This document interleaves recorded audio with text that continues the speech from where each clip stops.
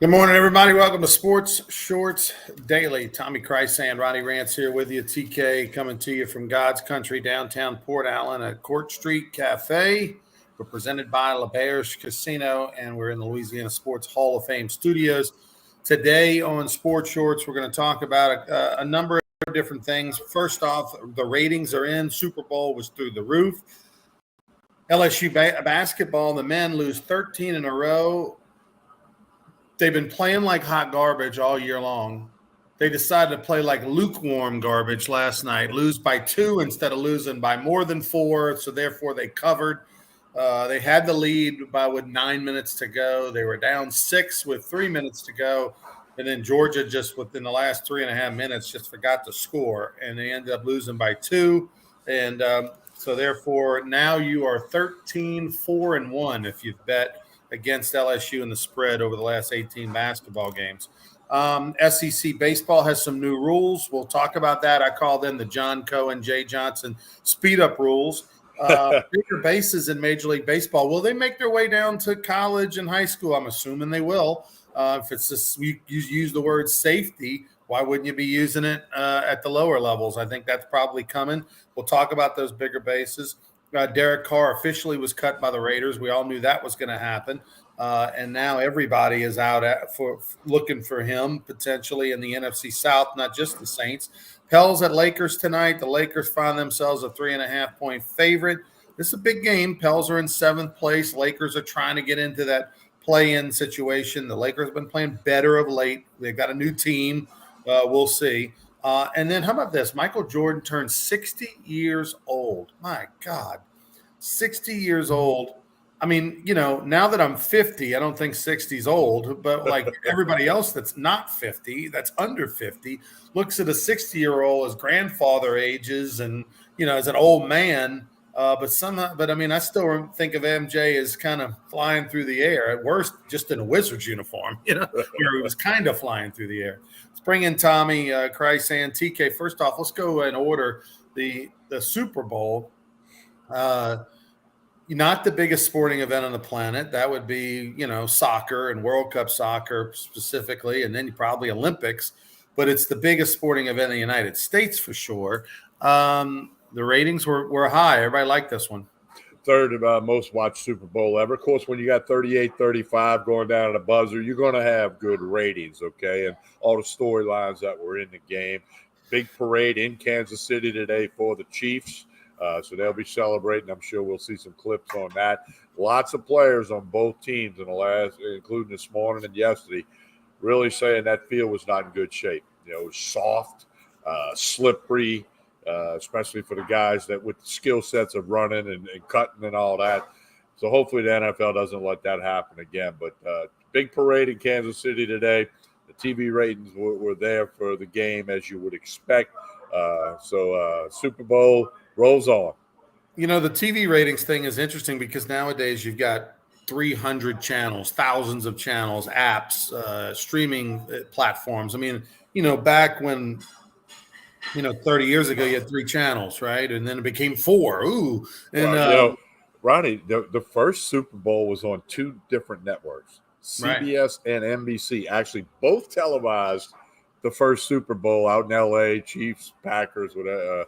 But imagine that now, okay? So, right. I mean, that's where the world's coming, 57 Super Bowls. But the fact that, granted, when, people have more devices, more ways to watch this, that, and the other, but it's still impressive that in a day and age where a lot of people, aren't necessarily football fans or whatever, but the Super Bowl has become bigger than the game. It's a family gathering. It's another holiday, really, for a lot of people. It's like a Thanksgiving or a Christmas where you're getting together for a party, whether it's friends or family. It's more about that than the game. I mean, like we're a year from now or a couple years from now, we may not really remember what this game was all about because maybe our team wasn't in it or whatever. It's about just, hey, it's Super Bowl, it's a party, it's a get together. Yeah, I mean, with that, they can't truly measure the audience because, if you go, to the LeBear Sportsbook, the Barstool Sportsbook, they had 150 people in there, watching the game. It's hard to measure that and nationwide. And I mean, I was at someone's house in Gulf Shores, Alabama, and there were 9 of us in that room. kind of living room, kitchen area, all watching the game. So, I mean, it's hard to measure, but hey, the Super Bowl's the Super Bowl. Las Vegas next year, and we'll see if they get a good field and go from there. Well, the one thing that won't be in Las Vegas next year is Derek Carr. He's now officially been let go. He's a free agent. Possibly the biggest quarterback free agent on the market. Obviously Rodgers is under contract. He's expected to possibly not be back in Green Bay next year. What would happen with Lamar Jackson? With the Ravens situation. But Derek Carr is a proven commodity, a veteran commodity, a Pro Bowler. He went to the Pro Bowl this year, which is ridiculous. Can we? But by the way, speaking of the Pro Bowl, did you watch any of the skills stuff during the week? Zero. Okay. Me neither. I heard a big conversation yesterday driving back from Gulf Shores. The Pro Bowl had Joe Thomas, offensive lineman, who's one of the inductees, a great one for the Cleveland Browns. And like the guy Huntley from the Baltimore Ravens threw 2 more touchdown passes than you and I did this year, and he was in the Pro Bowl. So they really got it. I mean, just get rid of it. The conversation said name the 2 Pro Bowl teams, okay? All AFC, NFC, the starters, offense, defense, special teams guys. Name them, and then anybody else who fills in as a substitute because somebody backed out or got hurt, they're not a Pro Bowler. Right. They're an alternate. I mean, you got to have a different kind of thing there.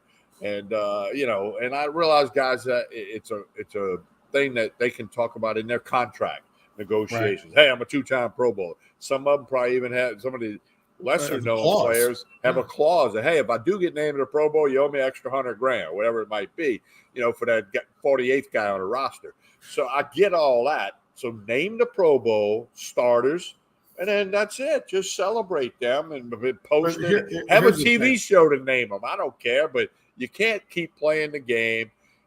It's a farce. It's truly a farce of the game of football. Yeah, it was absolutely brutal. I didn't watch any of that stuff. No, you watch something because you can't see it anywhere else. That stuff you can see every weekend. All right, LSU men's basketball. I didn't watch it, but the Tigers went over to Georgia. Hey, how about this? Georgia's 13-2 at home this year. They just came off of beating. Kentucky. I thought this was a lock. I thought I was stealing money when the line was only 4.5. I was wrong. LSU covered, but they really weren't ever. They weren't ever going to win that game for real. Even though they lost by 2, they backdoored into 2. Well, Kentucky's not the Kentucky everybody's used to. And I'll tell you what, Ryan, I watched most of that game last night. Georgia's not good either. I know they beat Kentucky, and I know they've been hot a little bit lately, and I like their coach, Mike White. But they're not that good. They look just as bad as LSU, shooting the ball, turnovers, sloppy, stupid fouls, all that. And I kept thinking, well, sooner or later Georgia's going to get a little burst here at home and cover this spread. It didn't happen. So Tigers close doesn't count, except horseshoes and hand grenades. So it's a 13th loss in a row, 12 in the SEC, plus they lost to Texas Tech in that Big 12 SEC challenge. So their chance to win a game comes up this Saturday, hosting South Carolina.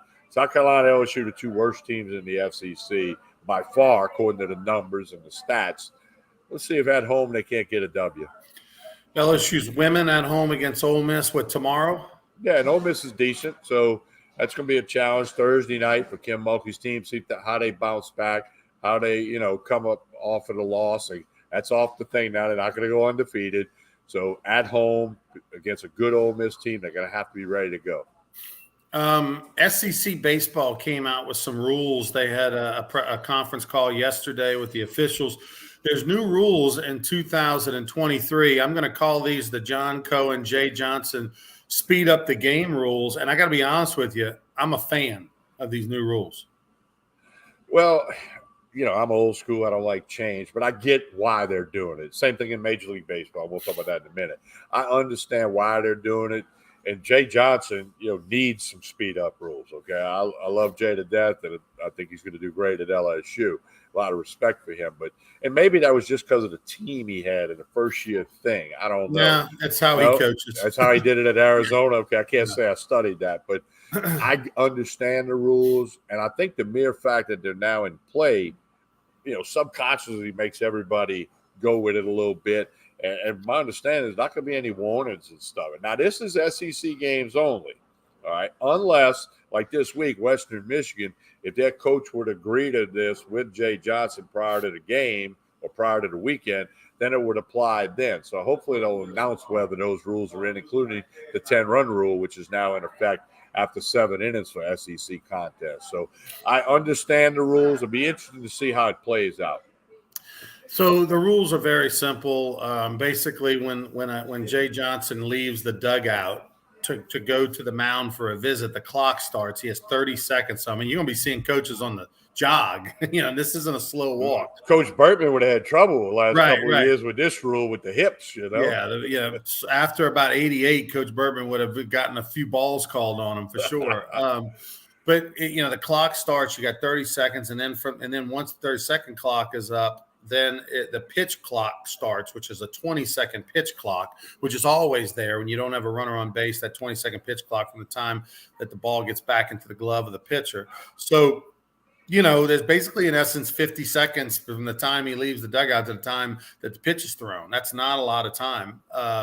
And then the other one is once the pitching change is made, once that player leaves the bullpen at the Alex Box Stadium, or if it's beyond the wall in the outfield, once he hits the warning track, he's got 30 seconds as well. I mean, Riley Cooper, man, big guy, we got to get moving a little bit. You know what I mean? This is going to be interesting. He's not 30 seconds. He's got 2 minutes and 30 seconds or something to come all the way in, get his warm-up throws and all that, and then, throw the first pitch. So look, unfortunately, it's needed. I wish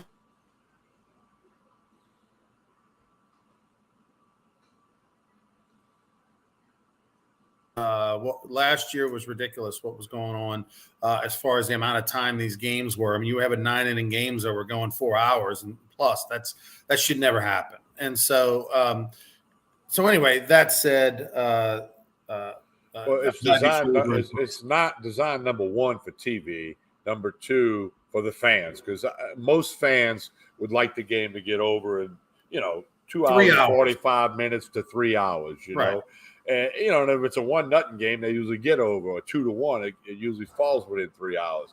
But in college baseball, when you're going to have these 10-6 games and 9-5 games, it shouldn't be going 4 hours. I'll agree with that.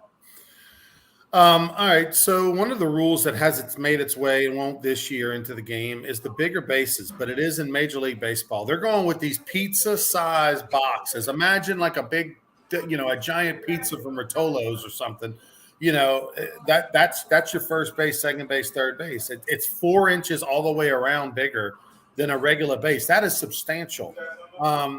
And Joey Cora, the manager of the Boston Red Sox, is the one who said it looks like a big giant pizza box. And he did say, because they used it and tried it out last year in some of the minor league systems, he's like, look, it's not like all of a sudden stolen bases are going to go up 25, 50%. It's not making that big of a difference. But it definitely visually looks different. And on a bang-bang play at first base, 4 inches closer to 4 inches closer to the baseball is the difference between when you watch a replay. Did that ball go in the glove or is that ball outside of the glove? I mean, that's 4 inches. And so it's going to change. It's going to make more outs, I think, at first than anything. Well, it has been tested. So they have some data. They have some feedback on how it worked. And for them to implement it, they got to be satisfied with the test. Right. I'm just curious to see how it's going to play out. Now, the two other big things in baseball, the infield shift is, you got to have 2 guys on either side of the second base bag. Then all 4 infielders have to have their cleats in the dirt when the ball's released. In other words, you can be out in the grass in right field, but you have to be creeping, which most guys do anyway. And when the ball's released, your feet have to be on the dirt. And then the other one is, Ronnie, you throw to first base the third time, and it's a balk. So here's my thing. All right, if I try to pick you off and you get back, and it's a tight, and I know May games are different than August and September. And then I try to pick you off again and you get back. Well, now I can't throw over there. You're going to get a 18-foot lead instead of a 13 or 14-foot lead, and I can't throw over there. Almost giving the guy a base. I mean, you know, that's the one that I'm not so sure it's going to work. And again, May and June, very rarely do guys throw over there that often, unless it's late in a tight game with a rivalry thing, you know, Red Sox, Yankees, or something like that, or Dodgers, Padres. But I mean, you get to August and September when them wins are a little bit more important, and you could be giving that guy second base because you can't throw over there. I don't know if I like that one. Right. No, I hear you for sure. I look at the end of the day, they're trying to speed up the game. They're trying to safety the game, whether it's at any level, Major League Baseball or college baseball. They understand that they've got to put a little pizzazz. They got to put a little quickness to it. As you know, the younger generation is not wanting to sit there for 3.5, 4 hours and chew on a box of popcorn and just break down the game. They want to be entertained. They want music. They want it moving faster. They want exciting stuff. And us old get off your lawn guys that just want to watch the old school, you know, baseball and bunt and hit and run and all that. That's not what they're doing. I do like the rule, Tommy, that they're going to implement. I'm looking forward to seeing how much it impacts the batting averages. Is the shift, taking the shift off. One, that slowed the game down, but two, it was just killing guys. I mean, batting averages that would normally be, in my opinion, 275 are probably hovering at 260, 255 for some of these guys because they're getting those balls taken away from them in short right field and stuff. So I'm really curious to see what kind of impact the shift has on scoring as well as on batting averages this year. Well, time will tell, and we're going to need to let it go. I'm going to have an open mind to that, and we're going to need to let it play out, as you like to say. And then, you know, we can make a judgment maybe at the All-Star break. Okay, what do we think? Because you can't judge it on one game or one weekend series. We'll judge it maybe at the All-Star game, then maybe at the end of the season. The other thing that Major League Baseball did, that ghost runner on second base is permanent, regular season, not postseason. And extra innings. In extra innings. That's now a permanent rule in the regular season. It was kind of a COVID thing, and then now it's permanent. And they made a significant change to position players pitching. Ronnie, 2 years ago, there were only 22 cases of position players pitching. Last year, there were 132 cases when position players were pitching. So now there's some rules about they can't pitch unless it's 8-run deficit or more, 10-run deficit or more earlier in the game. You know, they don't want position players pitching.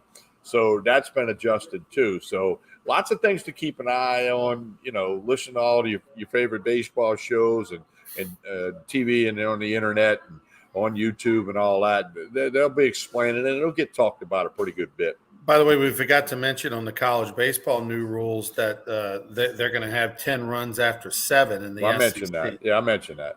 So in the SEC tournament, they've had that for years. And that's always been nice. It's always been good, especially when you're in an SEC tournament and you potentially are going to play 6 games in a week or something if you start on Tuesday. And, you know, you want to have those 10-run rules if you can.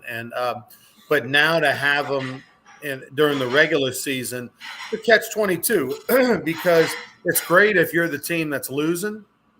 It's bad if you're the team that's winning, because in LSU's case, they got to find innings for these guys to play.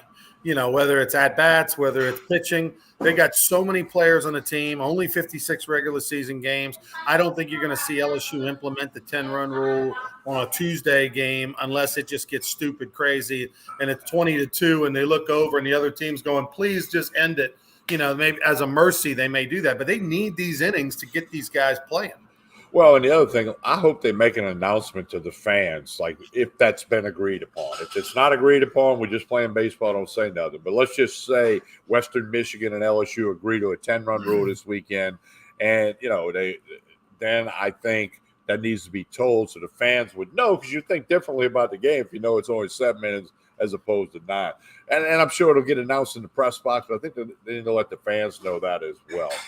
Well, the problem, though, Tommy, is I've seen this in the last couple of years, is that, you know, they can go in there with all the best intentions of playing 9, and then it gets 20-2, and the other team's going through 10 pitchers, and it's game 1 of the series, or they got a big weekend this weekend, and they're hurt, and they're just like, hey, can we, you know, and then they just wave the white flag. I mean, that happens just because they say, hey, we're not going to do a 10-run rule before the game doesn't mean that the coach doesn't change his mind, and LSU's going to be a good partner in that and make the call. But I saw that last year at Northwestern State when they had all those, they hit all those batters and stuff. But anyway, that said, I'm all about any rule that makes the game go faster and moves a little bit closer. One last thing. The Pels are in action against the Lakers. It's a big game because the Lakers, you get a chance to see the Lakers' new team post the trade deadline, post LeBron James breaking Kareem's record. You get to see what the Lakers are all about. The Pelicans are going to be, they need to win. They're in seventh place. It's amazing how they've fallen. Denver is just kind of running away with things in the West.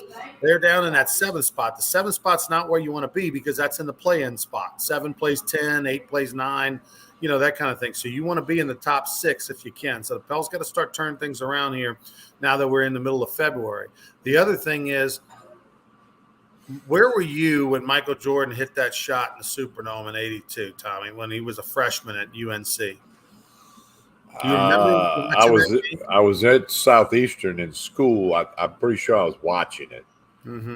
You don't remember. In Hammond, I'm guessing I was watching it in somebody's dorm room or maybe the brown doors. Yeah, good chance brown door. More likely the brown door. Yeah. Okay, good chance. If you had to bet it, you could bet brown door there. But right. So Ronnie, one thing, with the Lakers are in 13th place in the West. And today with Jordan's birthday, they're talking about LeBron thinks he's the greatest of all time. Well, on LeBron's jersey is Michael Jordan. The little Air Jordan logo is part of the Lakers. So how can you be the greatest of all time when somebody else's figure is on your uniform? That figure turned 60 today. That was 41 years ago that Michael Jordan, it'll be 41 years ago this spring that Michael Jordan hit that shot in the Dome as a freshman to beat Georgetown. It's just amazing. I remember that. I was 10 years old, I believe, just about to turn 10 when he hit that shot. But all your heroes. Jerry West is getting up there. He's the logo of the NBA. You saw Kareem, who was a guy who the most unstoppable. Pat Riley called it the most unstoppable play in basketball is the sky hook, and then. And then nowadays with YouTube and social media, you're able to see all these, highlight reels of Larry Bird and all these players, which is a lot of fun. But it's just hard for me to say Michael Jordan is 60. That's incredible. Hey, time flies on. Hey, we're glad we got to watch him. I'll just say it that way. Tell us about Court Street Cafe. Well, Court Street Cafe, 805 Court Street in Port Allen, 7 days a week, breakfast, lunch, dinner. Saturday night is steak night. A great brunch. It's a very popular brunch with the mimosas flowing on Sundays. Connect with Court Street Cafe in Port Allen. Facebook, Instagram, they post the lunch specials, dinner specials, all that good stuff. Jason and staff do an outstanding job at Court Street Cafe in Port Allen. Yeah, we really want you to check it out soon. All right, he's Tommy Krysan. I'm Ronnie Rance, and we will be back with more Sports Shorts Daily on Friday morning. Don't forget, Baton Rouge Rougarou tickets are on sale. They make a great post-Valentine's gift. They make a great birthday present, you name it, Father's Day, Mother's Day, $100. 4 people can go to any game this summer. That's $1 a ticket. Go to brrougarou.com. Get your $100 4-pack of season tickets. That's all it is. We'll be back on Friday. Until then, have a good one, everybody.